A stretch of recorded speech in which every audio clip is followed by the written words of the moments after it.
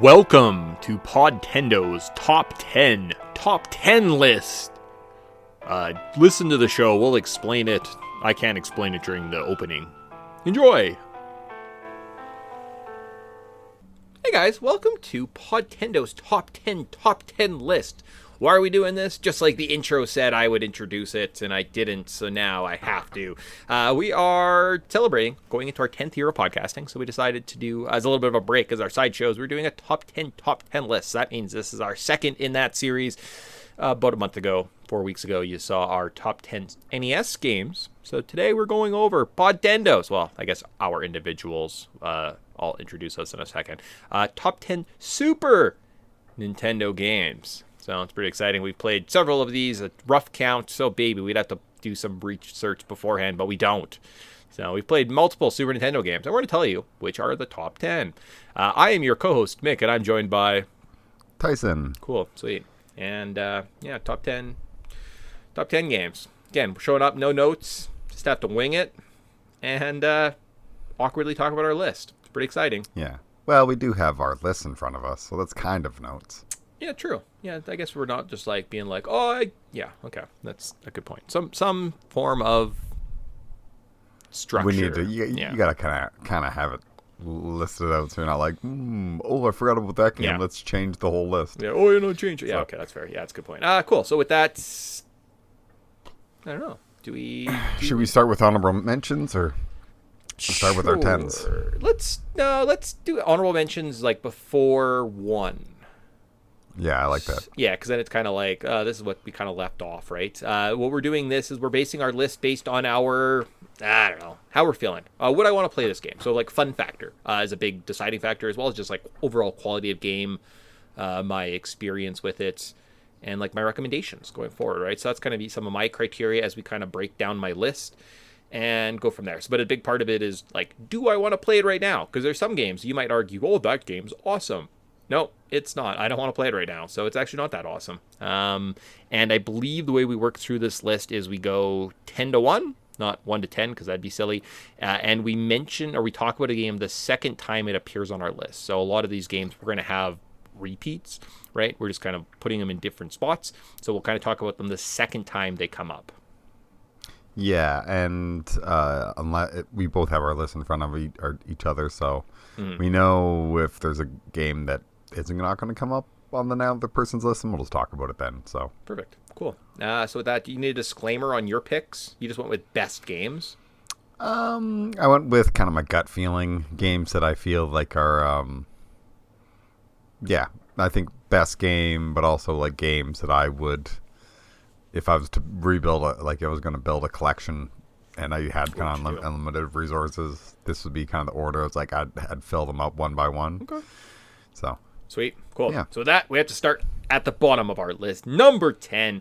Oh my goodness. I think we have the same entry right off the start. And that would be number 10. Of course, the 10th best any Super Nintendo game of all time is Teenage Mutant Ninja Turtles. Turtles in Time. Yeah, of course. It's a classic. It's one of our favorite games. It's now a lot more accessible than it was. There was a time there where it was hard to find. Now it's on the Turtles collection, or what the heck they want to call it now. Cowabunga pack. Yeah. But super fun game. Great beat 'em up. I think we spent probably hundreds of hours playing this game. Yeah. Yeah. You got to pick your favorite turtle, travel through time, get exposed to a bunch of cool characters. So when you got to see Slash and Tonka and Razor and Super Shredder, it's like, there's a special part in my heart that has this game in it. And this is like, I cherish it so much. Awesome. Yeah, I echo those sentiments. It's just a good, solid, well-rounded beat-em-up on the Super Nintendo. It kind of has all the cast and characters that you love from the cartoon, specifically, right? Everyone kind of looks just like they do on the TV series. And you can also play them on the Super Nintendo. How amazing is that?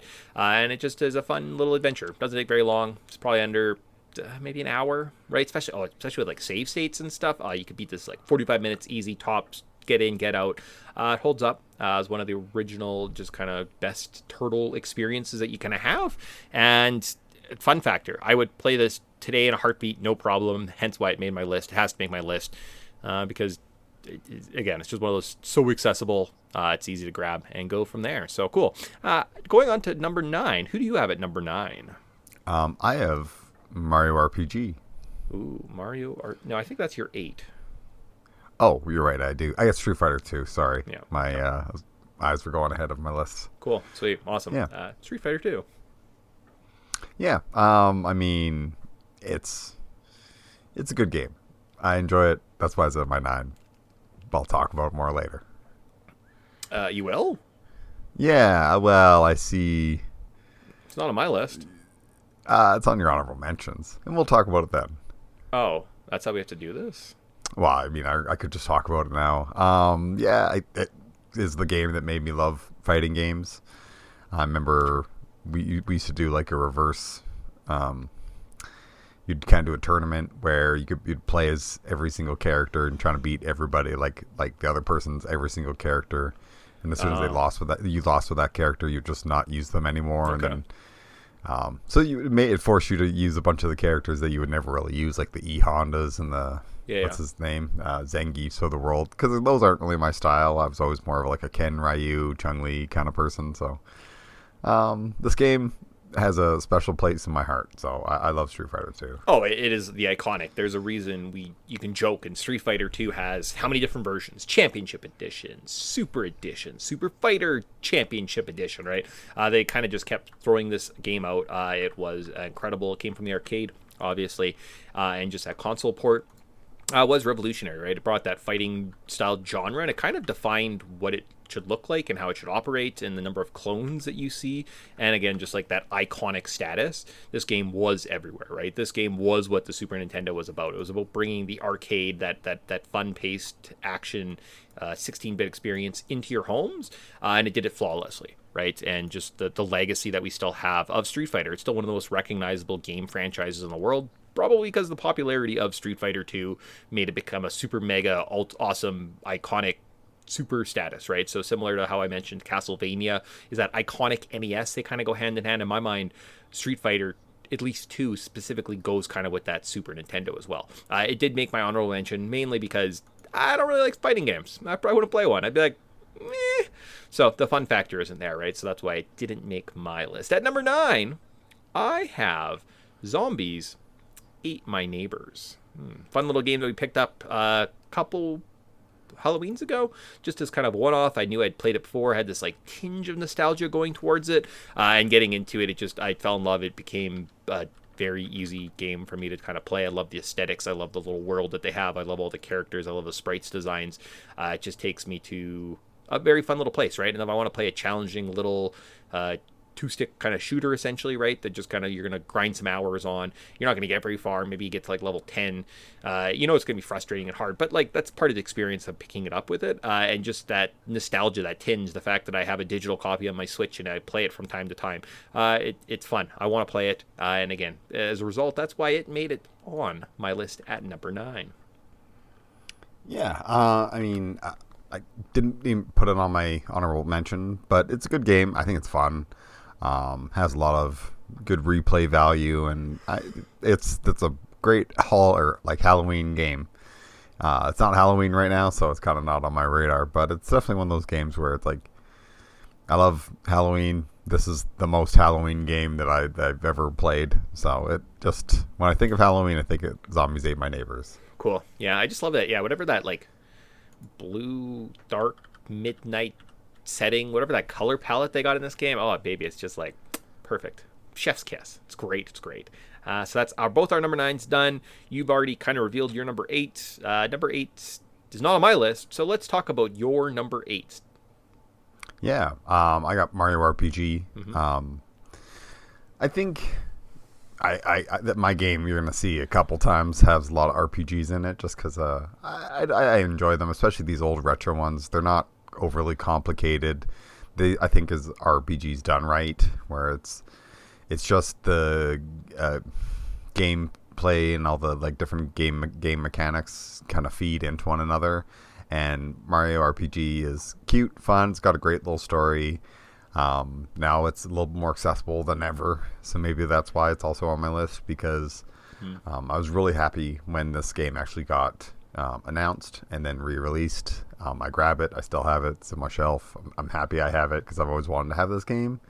And it makes me happy that it's just accessible and out there nowadays because I love those like Milo and Geo and all those guys. Like it's a fun game. It's a cute world. I love how this kind of kicked off the whole Mario RPG games, like the Paper Marios and all those of the world wouldn't exist without this. So that's why it's my number 8.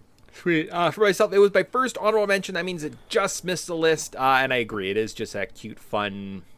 I don't want to call it like kids first RPG, but it could be. It really, really could be, right? It has simple mechanics. Every character has one item that they use. They have one type of clothing. They have one weapon, right? So you're only ever collecting max 5 different types of weapons, right? It's not as big and as illustrious as some of the other RPGs on the system. But the Super Nintendo, one of its perks, and we'll get into it shortly on my list, is just the plethora of RPGs, bangers after bangers, quality RPGs on this system, right? There's tons of series, the Lufias, the Legends of Gaia, that I don't even touch on, the Breath of Fires, but people would still tell you these are great series, right? It's numerous. The Super Nintendo, you could make almost a list of just RPGs, and I don't know if it'd be that incorrect on the Super Nintendo. It was just kind of the powerhouse system for that type of game, and Mario RPG is just such a fun experience. Now, I did just play it recently, so I don't really have that tinge to kind of go back and pick it up again, right? So that maybe is what kind of kept it off my list just a little bit. But also, I think in terms of quality of RPG, because it is a bit more simplistic, that's why it just didn't make my list, right? There's just not that much there. I'm like, well, I could play it, but once you get to, like, the lazy shell, you just beat the game, right? So like the super weapon is too super powered. It's kind of easy to get versus it doesn't take the grinding that other games. So it doesn't seem like it's arduous a task. So I'm more likely to do it. So then I'm just like making the game easy. And yeah, just for that reason, it kind of just withheld. But again, a stellar, top-notch, excellent RPG that did a lot for the gaming industry. So that was what, your number 8? Yep. What's your number 8? My number 8, oh, look at that. Chrono Trigger. Oh, okay. Ooh, interesting. Yeah.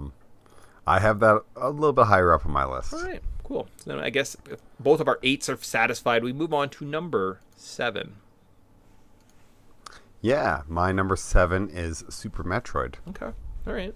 That's where it starts being kind of like congested, and we move through the list pretty quickly because my number 7 is Earthbound.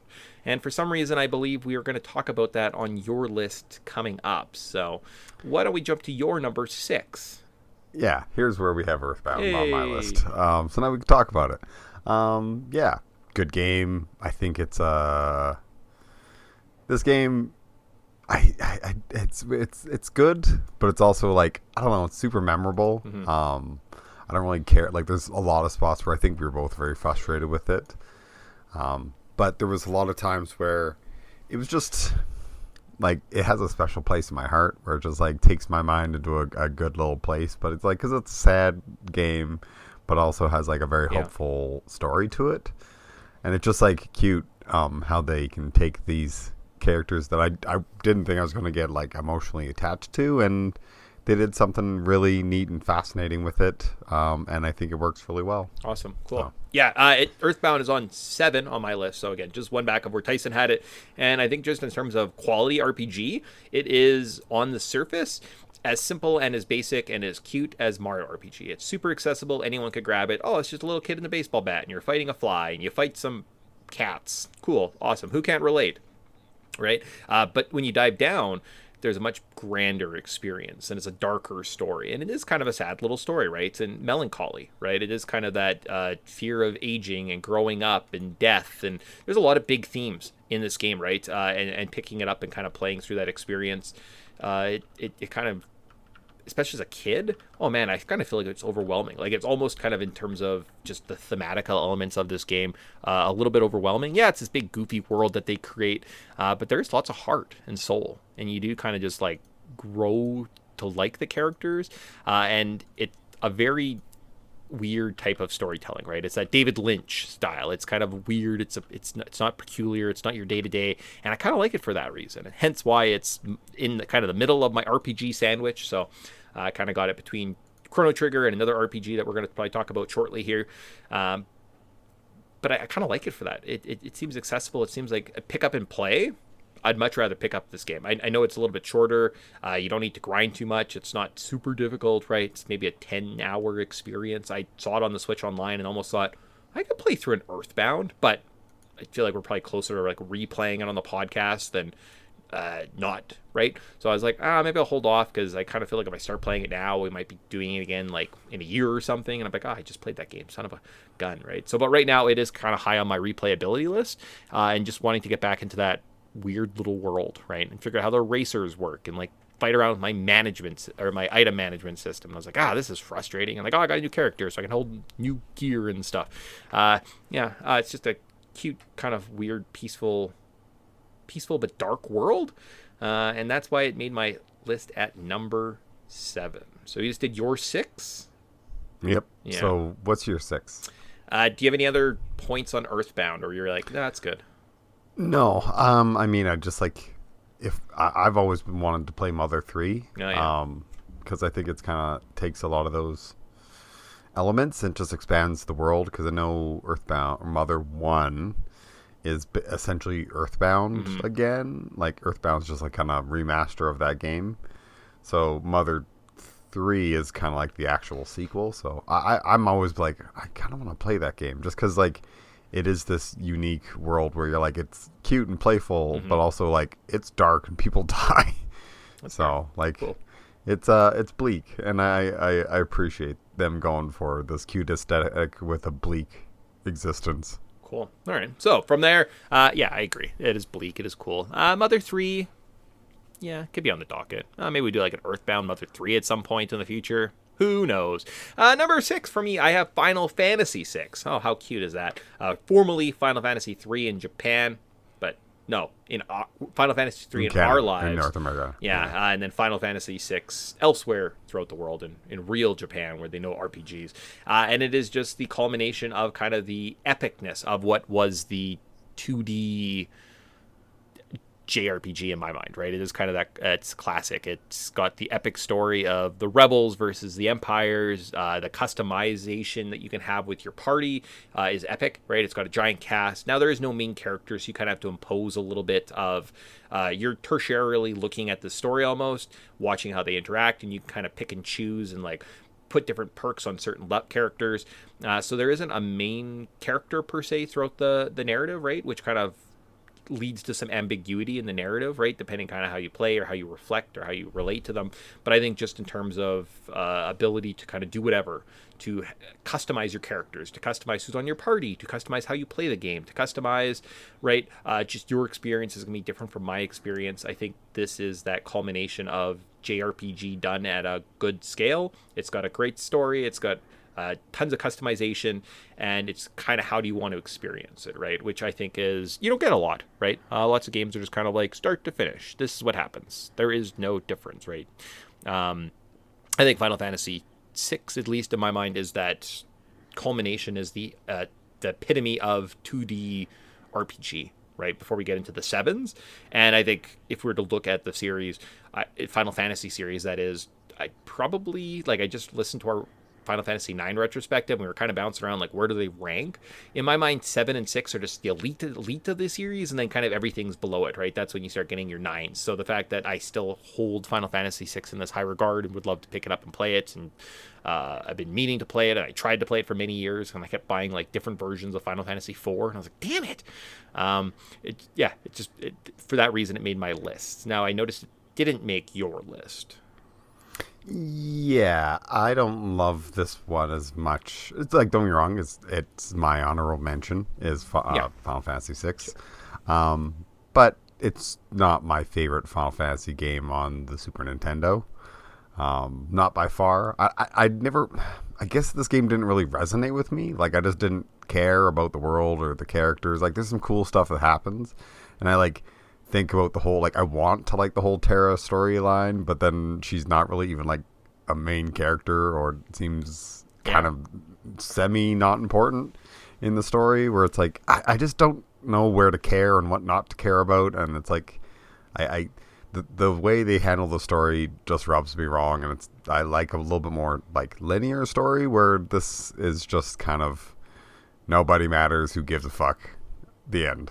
Sure. Yeah. Yeah. And I can feel that and appreciate that and definitely sit there and I'm like, yeah, I get that and understand that. For myself, that works with kind of narratively how I want to come into a story. So if it doesn't work for you, I could see it being kind of a bit more abrasive, right? And falling down your list as a result. So, that puts us at number 5 on both of our lists. So starting off at your number 5, you can just mention your game and then we'll talk about my number 5.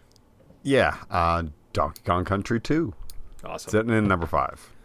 It's too low. Number 5, I have Super Metroid. You're number 7. So Super Metroid. Yeah. I mean, who doesn't love Super Metroid? This is if you listen to our last show, I actually also had Metroid on here, and Mick left Metroid off because it was like, why play that when you can just play the better version? Yeah.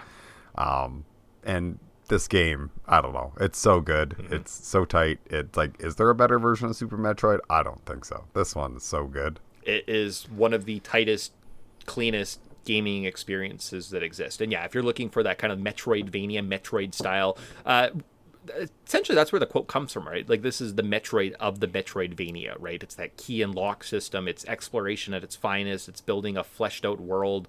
It's creating the creepy, isolating atmosphere from like the H.R. Geiger kind of alien movies themes. So you kind of get your sci-fi, your horror, your action, your adventure, your fast pace, your puzzle solving, all kind of rolled into this fun, clean, beautiful 16-bit experience that, yeah, Tyson said. You mentioned, why would I play the original Metroid if Goonies 2 is just kind of a different Metroidvania? Well, this is the best Metroidvania, Metroid-y game, at least in my opinion, right? I think this is probably the best of the series. Maybe, you know what? We might talk Prime at some point, so like maybe you could say, oh, Metroid Prime games are pretty good. Yeah, for first-person shooters, awesome, cool.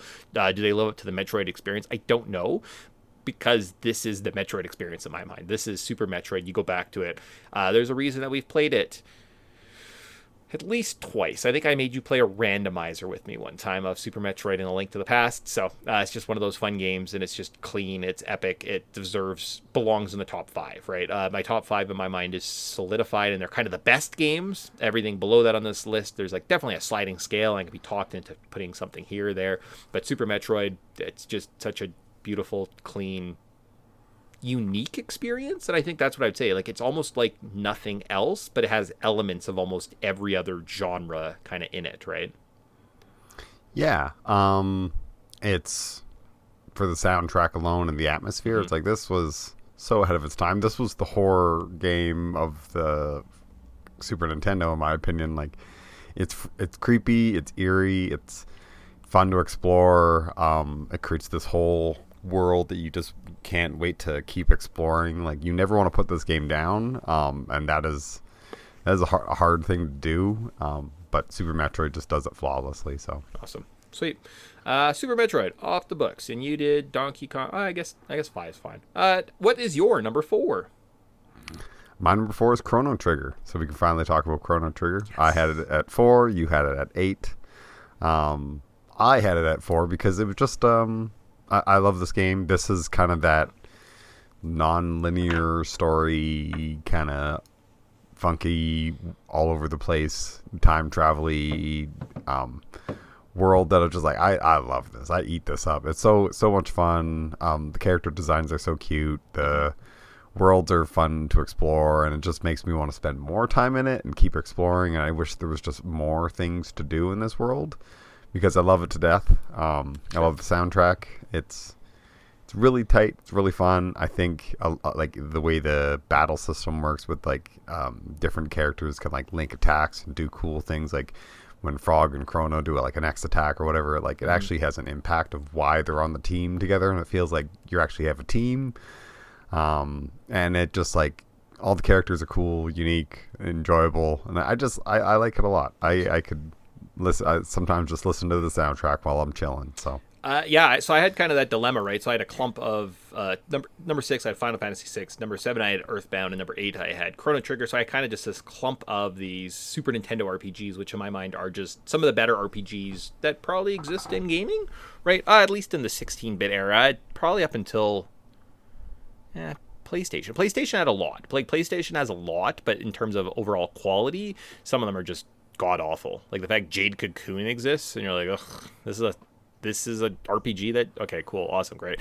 This game is just kind of that epic, great, grand storytelling that takes the art style of Akira Toriyama and blends it beautifully into just this giant, epic, time-traveling adventure, right? And the reason it went a little bit lower on my list is I think just accessibility. Earthbound seems a little bit more grounded, a little bit darker, a little bit kind of more bizarre. Final Fantasy VI, I just kind of like, I don't know, I like the midpoint, the bad guy wins, and there's like, how do you rebuild your team element at the end, whereas Chrono Trigger is definitely a bit more of an epic story. It's got some fun points, but it just seems a bit less approachable. And I really think it's that pick up and play factor. And that's essentially how I ordered these 3 RPGs, right? I would clump them all kind of together. And the reason that Chrono Trigger ended up at 8, it's nothing bad against it. Like I said, it's an awesome epic series. The fact Tyson has it at 4, it could be higher, right? It could be sitting on 2 on some of our lists. Because, guys, this is one of the greatest RPGs. It was miles ahead. And that's the thing. It was re-released on the PlayStation 2. And people on the PS2 was like, oh, this is an adequate level of game for a PS2. They've hit the right marks. Everything looks beautiful. It was on a system previous to it, right? So it is such an epic, ultimate experience. It surpasses the generation of console it's on. It moves to the next console, or the next generation, and we don't even bat an eye. We're like, yup, that makes sense. So that's just how incredible of a game that Chrono Trigger actually is, right?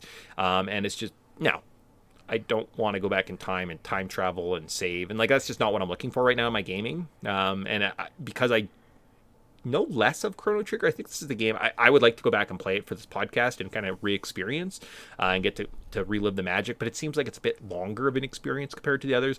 So based on just like length, it's kind of at the bottom. So the other games I can get in and out and I feel more comfortable and I'm confident and I remember the little beats and stuff. But because it's a bit more unfamiliar, that's why it's further down on my list. But by no means am I saying it's bad. It's a bad game. In fact, it's an incredible game. It technically could be the best game on the Super Nintendo, right? If we wanted to kind of look at it from that point of view.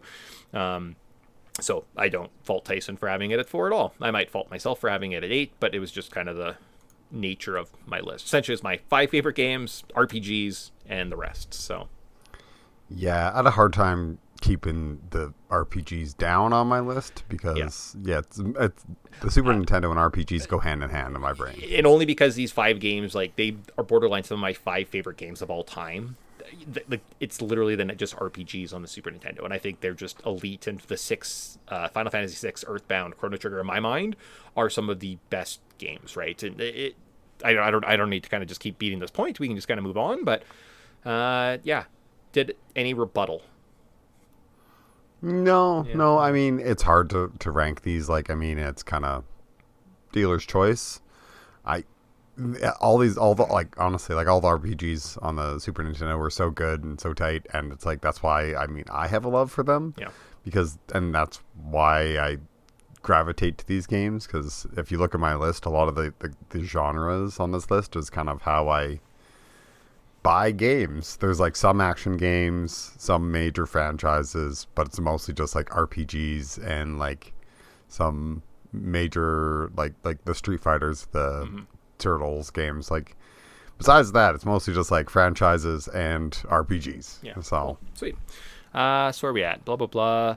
You're on 4. I'm at 4. Okay, so I get Mega Man X. So didn't even make Tyson's list, so I will talk about it now. Mega Man X, just one of those series where I think I love the Mega Man games, specifically Mega Man X. Like I said Mega Man 2 was really good in the last on the NES, but like Mega Man X, oh gosh, in terms of just fun run and gun jump man action, Mega Man X is phenomenal. All the upgrades just increase your movement. They increase how you play the game. There's fun hidden secrets. I don't know how the hell you find the Hadouken without a guide or someone telling you, right? But the fact they have these very difficult, complicated systems, I never find like it's a grind. It's one of those games I could pick up and play in an afternoon and just beat and just have tons of fun with. I could play it right now. And that's part of the reason it's so high on my game, is I just love the series. I adore it. I could come back to specifically Mega Man X time and time again. It's just ingrained in my memory, and it's just fun. It's fun start to finish. There are no frustrating parts. I'm like, oh, I have to do this. I'm like, oh, cool. I get to go to Flame Mammoth stage with the flame launcher and like find the extra heart upgrade.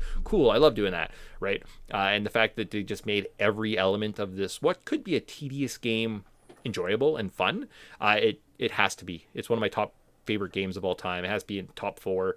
And Mega Man X, it's just fun gun. It's above Super Metroid essentially because it's shorter, right? Super Metroid might take me a couple days. Pick it up, just make some save states. Let's play this. I'll do this section next, do this next. But Mega Man X, you can kind of just jump in, fly through it, have tons of fun, and it's just super rewarding, right? It's just as rewarding as playing, I don't know, any fast-paced kind of quick game, right? So that's why it made my list. Yeah, that's fair. I mean, Mega Man games are always good. They're not my favorites, but yeah. I mean, I'm never gonna fault them. They're always a very fun time. So sweet. Yeah. Cool. And apparently Tyson, I made him play all these Mega Man games. And then he reveals to me, I don't even like Mega Man. And I'm like, well, why did we play like 7 games? Because I wanted to give them an honest shot. Because I was like, maybe they'll click with me eventually. You're gonna be that guy that's like, Mega Man Legends is the best Mega Man game, and I'm like, no, it's not. It's bad. It's pretty bad. The controls, it's pretty rough. And I'm gonna kick that can into that recycling thing so many times. Yeah, it's funny. I think it's one of the few times the Super or the N64 has better controls and is the better version than the PlayStation version. Sure. Because they fixed the controls. Because the PlayStation version's a hot mess. Yeah, it's a bit of a mess. So. From a game that handles tightly and is fun to play to tedium. But now we're into our top 3. Tyson, what do you have at number 3? I got Final Fantasy 2 slash Final Fantasy 4 for those in the know. Yep. Anyone who knows, this is my favorite Final Fantasy game of all time. Well, maybe 7 beats it some days, but this is a game that I constantly go back to. I love the characters, love the world, love the game mechanics. It's simple. It's like a very basic RPG, so I can see why people don't love it super much. But I think it's fun. It's easy. I can kind of almost like play this game in my head because I've played it so much. I love the soundtrack. I love all the characters and the world they build. It's fun. Sure. Yeah, and this is one of those games that does have a very cute, quick, it's fantasy story, if that's what I want to call. It hits a lot of the terms of what you'd think in fantasy stories. I think it brings a lot to the genre. It gives us a lot of the tropes. There's tons of strategy in this game, right? Making sure you defend when the mist dragon turns in the mist, or you get attacked, right? Learning how to fight the antlion. Losing. This game always kind of loses me somewhere because like the characters are just so, like your party just changes on the whim, and like all of a sudden you're like, oh, you don't have Yang, or the twins are gone. We just have these other people, and I'm like, why did I give them all that fucking equipment then? Like, what am I doing? What are we doing, game? So those are the parts I think in Final Fantasy 2, like the quick abrupt story changes and like the limitation of which character follows you when, that you're kind of just like, I kind of feel like I need to always equip my characters the best equipment, but they might just leave, so it might be a waste of time. Oh boy. But in terms of overall fantasy genre and what it brings to RPGs, yeah, this game is phenomenal. It didn't make my list because I think the number of times I've tried to play Final Fantasy 6, it happened to me at least twice, and I bought Final Fantasy 4 thinking it was 6 in like digital copies, and I was like, damn. So like it leaves a bad taste in my mouth for that reason. But as a kid, oh baby, seeing the Red Wings, exploring the castle, getting killed by a mist dragon, I loved that game. It was great.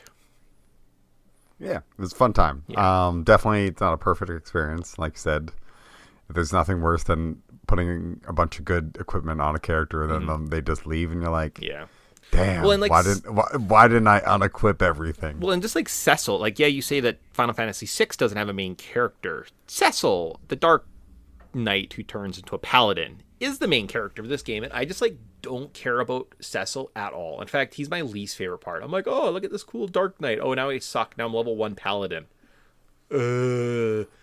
It's just like that part is draining to me. So I think just the fact that I kind of despise Cecil as a main character, it's one of those things. It's kind of the same with like Tidus in Final Fantasy X. I'm like, I hate Tidus so much. Like, I don't even want to play Final Fantasy X because I just dislike him, right? Like, that's sort of the disdain I have for the Cecil character. Other parts I like, cool, awesome. But when my main character is kind of a turd, it's hard to kind of get into that experience. That's fair. Yeah. I mean, I like him. I think the characters in Final Fantasy IV just are much more interesting than any of the characters in 6, because I just in 6 that like there are a bunch of just walking tropes and none of them have personalities. And I agree with you. And I agree with you almost. Like, I would say I would rank everyone other than Cecil, then all of 6, and then 6, like Cecil under all the characters in 6, at least in my mind, right? So, like, he's just never reflected. And I think it's that bait and switch. And I'm like, I don't want to be a paladin. Son of a gun. That's fair. Yeah. That's fair. I like how I like that change. I think that it was an interesting choice they've never really brought that back to like, oh, now this character starts at level 1. But even though he's at level 1, like, he's still pretty powerful, and he just like one-shots things, so he gains levels pretty quickly. So to me, it's like I like the concept of it, and I guess it just works for me. It doesn't necessarily work for everyone. And it's just one of those things. It's like personal preference, right? Like, I don't know, is 6 or 4 better? It's probably not. It's probably the same. I don't know. What do you like? What do you get? Right. So yeah, cool. Number 3, I have your number 5, Donkey Kong Country 2, Diddy Kong's Quest. Diddy's Conquest. So cool. Tight, super excellent platformer. Not the best platformer, but close. And damn, the music of this game and the atmosphere. Oh boy, being on pirate ships and just I still listen to music. We just played this game back in December. We went through it. Donkey Kong Country 1, I don't like playing past the mines. I get to some mine parts and I'm like, ugh. Donkey Kong Country 3 is fine. It looks pretty. Some of the character models seem a little off. They made things look too realistic and not as cartoony. But Donkey Kong Country 2, oh baby, it just sounds good. It looks good. It reminds me of being a kid. I didn't get the book. FYI, I've thought about it. I found somebody colored one of those like adventure books that tells you the stories of Donkey of it, and I almost bought it, but I didn't. But it just it's one of those games. I love it. It's just one of those things. The music of this game pushes it up so high on my list. Some of my favorite video game songs ever all come basically from this game. So that's why it made number 3 on my list. Oh yeah, it's a great game. It's super tight. I mean, I think the reason why I like Donkey Kong games is because of Donkey Kong Country 2. Yeah. Like 3's good. 1's I kind of skip it a lot of the time. Yeah. But 2, you're just like, damn, that's a good game. Even the Return series, like you get into that, or like Tropical Freeze, you'd play them and you're like, yeah, they exist, I guess. And like, I suppose. But 2 is just perfect. It's amazing. It's a top tier, top notch, top Super Nintendo game. Right. And it's so much different. And yeah, I don't know, they did something special that day when they made that game, Rare. You did some nice work. Oh, it's one of the best games ever made. One of the best soundtracks, and they just wrapped it into a tight little package where you fly through it. Like, it's not just one of those things where it's like, oh, I gotta go do another like level. It's like before you know it, you're kind of in the new world, or you're going through the swamp, or you're through the swamp and you're like in the volcano area. It's like they've done such a good job just keeping this tight and interesting. Where it's like it's hard to knock it. I think it's fantastic. Awesome. Sweet. So that wraps our 3 to 10 with honorable mentions. We've mentioned both our honorable mentions. The only other game I have on my list, and we're going to get them now because technically our 1 and 2 are the same game. So I think we'll just maybe we'll do a recap, and then we'll kind of jump into our top 2 games on this list, and probably not spend a lot of time on them because we've definitely talked about them a lot on this show and this channel and in our lives. Honorable mention for myself, I have NBA Jam. So in terms of just fun, over-the-top arcade action at home in a sports game, NBA Jam. You can dunk over guys. You turn on fire. It's awesome. It's great. It's one of those fun old sports games. And I didn't give a lot of love outside of like Mike Tyson's Punch-Out on the NES. But the Blades of Steel, Tecmo Bowls, those are all very solid old sports games. If you grew up with them, you'd probably still love them nowadays. And NBA Jam, it's one of those games I didn't grow up with, but jumping into it, I'm like, cool, sweet. And just seeing that arcade fun action at home, it's good. Yeah, it's a fun one. Yeah, it's a fun one. Yeah. Cool. Yeah, definitely. And like as far as sports games go, it's probably one of the better ones out there, if not the best one, because it's just like, it's zany. It like ramps up to like it's not like a sim game where it's like super like trying to be strict or whatever. It's like, nah, they're playing within the limitations and they made it fun. Cool. What more could you ask? I want to be able to dunk from half court. It's ridiculous. Like playing Space Jam. I'm sure the reason why we have Space Jam is because guys of are playing NBA this. Jam. Yeah, for sure. Awesome. So with that, let's do What do we want to do with our lives? Let's do a recap. I'll do a recap. 3 to 10, then you do 3 to 10, and then we'll talk about 1 and 2. So at number 3, I have Donkey Kong Country 2. Then at 4, I have Mega Man X. 5, I have Super Metroid. 6, I have Final Fantasy 6. 7 is Earthbound. 8, Chrono Trigger. 9 is Zombies, 8 My Neighbors. And number 10, rounding out the bunch, I have Teenage Mutant Ninja Turtles, Turtles in Time. Tyson, what is your 3 to 10 recap? Yeah, so mine's Final Fantasy 4. At 3, at 4, we got Chrono Trigger. At 5, we got Donkey Kong Country 2. 6, we got Earthbound. 7, Super Metroid. 8, Super Mario RPG. 9, Street Fighter 2. And 10 is Teenage Mutant Ninja Turtles, Turtles in Time. Awesome. So, and the honorable mention of Final Fantasy 6. Sure. My honorable mentions are RPG, NBA Jam, or Mario RPG, NBA Jam, and Street Fighter 2. So, cool. So the reason I did that is because as you look at the top of our 2 lists, essentially we have the same 1 and 2, just flipped. So it doesn't really matter when we talk about them because we kind of have to talk about them at the same time. But A Link to the Past and Super Mario World both made our 1 and 2. Super Mario World is 1 in my heart. Link to the Past is number 1 in Tyson's heart. Hence why it made the list, with the runner-up being in the second place, obviously. Let's start with, we're talking about platformers. Super Mario World. It was the first game I ever owned on the Super Nintendo. It was a launch title. It was my first console ever. It was my first video game I ever owned. Got it for my birthday. And it was love at first sight. It was a super tight, clean RPG or platformer, right?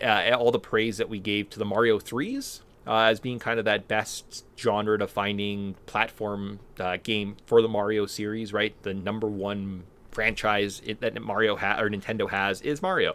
Mario 3 is right up there. I think you could argue that Mario 1, just with the amount of secrets, the unlockables, and replayability in this connected, beautiful, cute cartoon dinosaur land that Nintendo went and made in this game, just puts it in this iconic status that I can't ever not say is not the best Super Nintendo game. It was the launch. It's still the best. We're sitting out 35-ish years later, and I'm like, I don't know if they beat this, guys. I don't know if there's a better platformer start to finish that has so much fun and replayability and secrets in it. That's just this tight, clean world. Some of it's bonkers. Some of the levels don't make sense. Oh boy, they just do random stuff. Oh, here's a secret over there, I guess. Right? The advent of the cape. Just being included over the Tanuki suit, giving the Mario ability to fly. It was incredible. He was called Super Mario. It was probably why they called it Super Nintendo, because of Super Mario, right? So it was Super Mario on the Super Nintendo, and that is why it's my number 1 game. Why is it your number 2 game, Tyson? I mean, that's pretty high up there. It's one of, I think, I'd like adventure games a little bit more than I like platformers, so that may be just the bias there. I love this game. Has tons of secrets. Is one of those, I think, the first game that kind of I struggled with platformers as a kid, and then eventually I figured out that, like, I could beat this mission, and then I learned how to beat the second mission, and then I learned how to beat the third, and it was like, it taught me to kind of like go slow and kind of like learn the levels and memorize a lot of the routes, and where I could go to like bank up on lives or bank up on like power-ups until I could kind of get to the mushroom thing and get a Yoshi and get the 2 capes or whatever. And it just like, it was a great game to just like slowly progress. And it feels like this game has so much content to it, just crammed in it at every nook and every corner, and it's like so much fun to explore and just keep beating all the worlds. And like when you get to like the chocolate mountain or what the heck they want to call it, and then you eventually get to like the pirate ship, and the first time you get to Bowser's land, you're just like, wow, like every area is so unique and fascinating and just like filled with lore, that it made us love the franchise. And we all had our favorite Koopaling. Like I remember mine was Roy. I always liked Roy. I thought he was cool. And it was like everybody got a favorite. It built out the world so much. It made us interested in not just like the gameplay for the gameplay's sake. It made us interested in the world of Mario. And I thought that's like that created lifelong Mario fans. And the reason why we do this podcast is probably because of this game. So, yeah, like I love this game. It's amazing. I think it's like there's some spots that I get a little bit frustrated with, but I'm also not a big platformer person, so but I definitely need to respect what this game did and the creativity it spawned. Yeah, so that's cool. And high praise, too. If you don't like a platformer, for it to be number 2 on your list, just kind of show it that level of respect. And yeah, it like Tyson said, just icon status, it's up there, right? I think if you went and looked at our tiers list, in terms of required playing, it is right up there amongst the top games, I imagine, right? It's probably right next to Mario 3, which I think is high praise. I think both those games are incredible, and they complement each other, and like jumping from 3 into this is just such a fun, clean 4 or 5 hour experience you've had for yourself, right? And it's just all the best platforming. And that game, in 35 years, Nintendo really hasn't surpassed them. And like, no, this is the better game. Like, you could argue maybe Mario Maker is better than this game, but only because you could make all these levels in Mario Maker Plus, right? So I was kind of a cop out until literally they made a game where you can make infinite levels. They couldn't surpass the greatness that was Super Mario World. Now, however, that does leave a lot of praise out there. We got one game left to talk about. My number 2, Tyson's number 1. It is A Legend of Zelda. A Link to the Past. No, The Legend of... I screwed that up. What did I say the first time?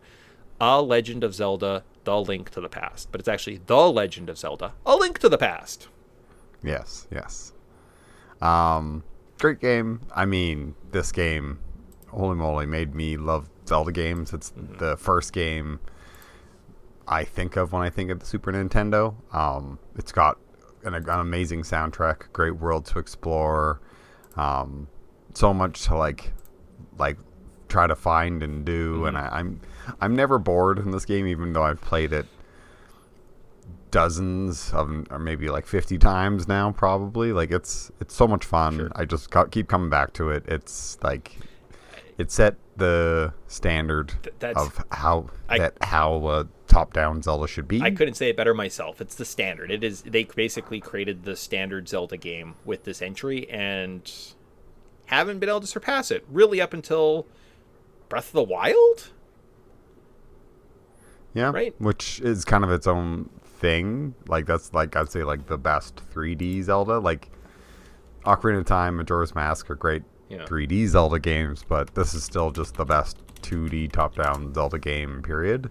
I mean, I think the A Link's Awakening remake does a really good job of kind of fleshing out that style, but this character, like the sprites and the world and the atmosphere and the color palette, and just like the first time you walk into Hyrule Village, it's just like, man, this place is so cool. And you go to the castle and you wouldn't, the first time I almost start hearing the soundtrack before I even go into each area, because it's so iconic and it's so like colorful, and like the Zoras have such a cool design.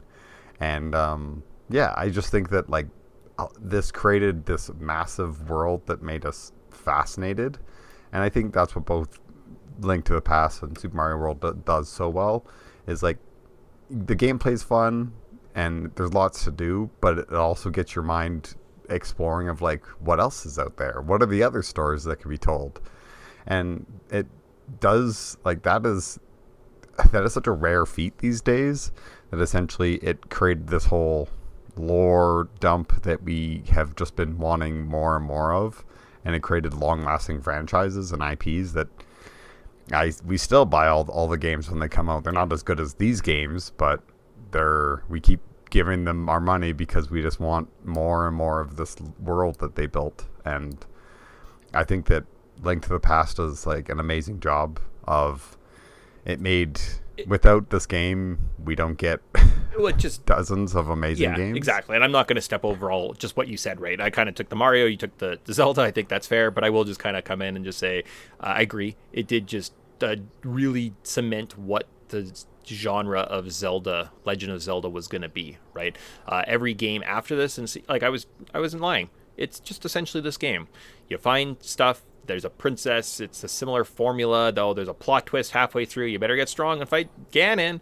Ocarina of Time. Oh, baby. Pretty close to this story. Twilight Princess Skyward Sword, a lot of repeat until 2017's Breath of the Wild, where they did kind of change the genre a little bit, right, and kind of helped kind of steer it into a different direction. But guys, that's 91 to 2017 is 26 years. So it took 26 years essentially of them repeating and rinsing and repeating the formula of A Link to the Past in its greatness and its scope and its wonder, for them to kind of have to make a different series before we kind of got tired of it. We're like, we could use something a little different, right? So Nintendo had a quarter of a century of just being like, I'm coasting off the fumes of this game because it is hot. People love it. It's great. It's tight. It's clean. It sounds good. It looks beautiful.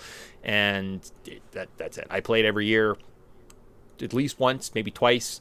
I love it. To play it for my little NHL trade deadline. I've done that now for, like 20 years.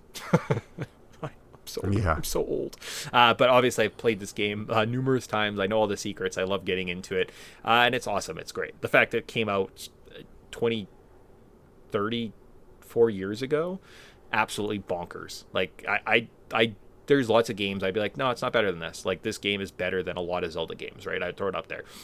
Ocarina of Time, maybe just for the 3D shift in perspective, and it essentially defined a genre of gaming from that time forward, right? It was also a genre defining. We'll talk about that probably when we get to N64 in a couple months type thing, right? So, but of course, it has to be Link to the Past, Super Mario World at the top of this, because they are two of Nintendo's most iconic, best franchises. And why? Probably because of these two games, right? Without these games, you take them out of the catalog, I don't know if they have the same credence and cred, and you can't put them out there against other franchises and watch them get destroyed, right? Like, they'd have flaws, they'd have weaknesses, but these two games come in and they're just that perfect piece of armor. They're the mithril in your garb when you're going to battle.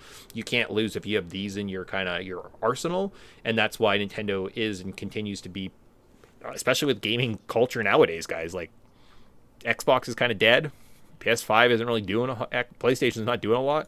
Nintendo, they're like, we'll just make a better Switch. And everyone's like, damn it, I'm going to buy one of those because I want a better Switch. Son of a gun. All right, you got me, right? So the reason that they kind of continue to be the dominant force, I think it's probably basically these 2 years. They pumped out these two games. They won.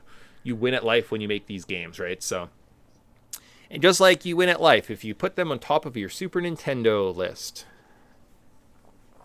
You can't see, but I'm doing like a corny pose with my thumb up, so hopefully everyone appreciates that. There you go. I was gonna say it is funny that we kind of switched in the NES list. I had Super Mario Brothers 3 and then Legend of Zelda. You had Zelda 2 and then you had Mario 3 a little bit late, like further down. Now it's like you got Mario World and then Zelda, and I got Zelda and then Mario World. So I thought that was kind of funny. Yeah. We kind of flipped our positions. Now, I will always have ruby-colored glasses because it was my first game that I ever got to own in the first console, and it was like I was there. I was the target audience of getting this at launch kind of thing. So you'll just never beat that. That's like the happiest I could ever be type thing, right? So that starts off my happiness. I continue to be happy the rest of my life because of this. So it's just kind of for that reason. That's why it's higher. But yeah, I know it is interesting that we'd get that little bit of a flip. And it talks about kind of our personality divergence and shifts a little bit too, right? But all that good stuff. So cool. Did we miss anything? I'm sure we could yammer on about these games for a very long time. A couple of times. Yeah, exactly. It's like, what more do you want us to say? You want us to say more things? Go listen to our past show. We have a show about every one of these games on our list. For sure. And just on that note, if you do reach out, contact us, email podtendo@gmail.com or leave some comments on our YouTube videos. That's probably the best way to start a conversation. If there's a game you're like, guys, you have to go back and play this, I would love to go back and play all those RPGs we just talked about. I'd love that. I'd love that this show is just play through all of your games on your top 10 list. Just play the best games. Don't play Perfect Dark. Okay, I won't. Tomb Raider 2? No, thank you. Right? So that is one of those things. If you guys are interested, just let us know. Did you... Anything else? No. I mean, reach out if you guys want to share us your list, because I'd love to read it. I think top 10 lists are fun. Yeah. Especially considering it's like... Why don't you have A Link to the Past and Super Mario World as 1 and 2 on your list? Yeah. That would be a great question. Yeah. And I was like, exactly what were you thinking here? What Walk the hell? me through it. What the hell's wrong with you? But yeah, other than something being wrong with you, is that it? Are we just done? We say goodbye? Yeah, I think so. Yeah, You guys take care and look forward to next time. Yeah, sounds good. Bye.